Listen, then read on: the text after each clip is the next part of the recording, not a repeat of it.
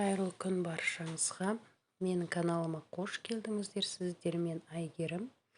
Бүгін мен осындай өте дәмді, жұмсақ бал қосылған тоқаш дайындайтын боламын.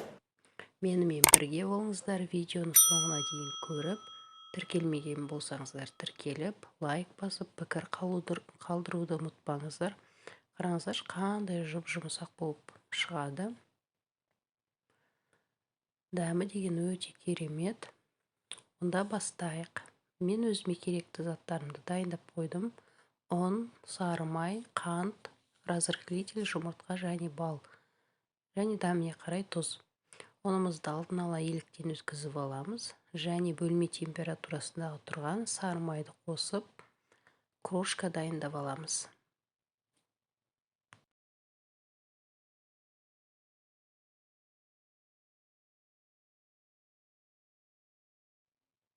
Міне мен крошкам дайын болып қалды. Енді дәміне қарай шым-шым тұз қосамыз.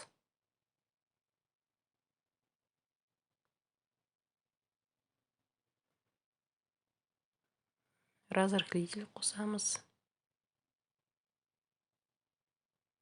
Керекті заттардың барлығын төменде описанияда қалдыратын боламын. Енді қантымызды қосып, бір араластырып жібереміз.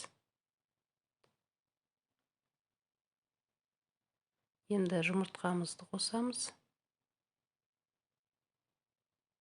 Және 4 ас қасық бал қосамыз.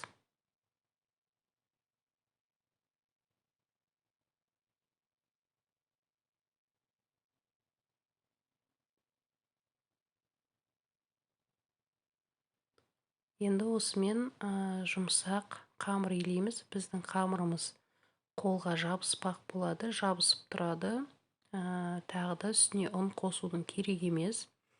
Міне осыны енді қамырымыз қолға жабысады, бірақ бетін жауып, холодильникқа 30 минутқа қойып қоямыз. Содан кейін алғанда қолымызға жабыспайтын қамыр болады.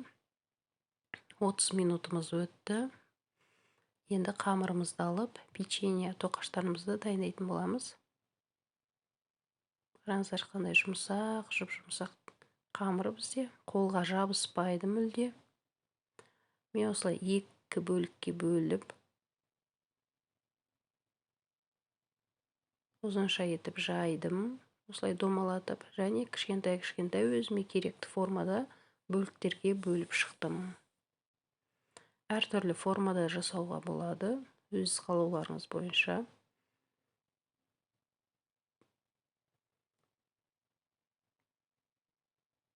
Мен осылай көзбен барлығын бөліп шықтым. Біркелкі болсын десеңіздер, висаға салып өлшеп алсаңыздар да болады.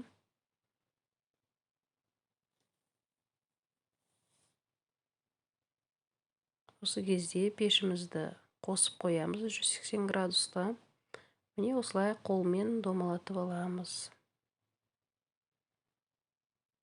Домалатып алғаннан кейін сәл үстіне шамалап басамыз, қатты аспаймыз, тым жұқа болып кетеді. Немесе осылай да домалатуға болады. Сәл үстінен басамыз. Тағы бір көрсетейін. Шамалы басамыз, сонда тоқаштарымыз көтеріледі. Енді пешімізге саламыз. Міне біздің тоқаштар пісіп шықты. Қараңыздар, қандай керемет. Балаларыңызға өте ұнайды. Барлықтарыңызға ас болсын.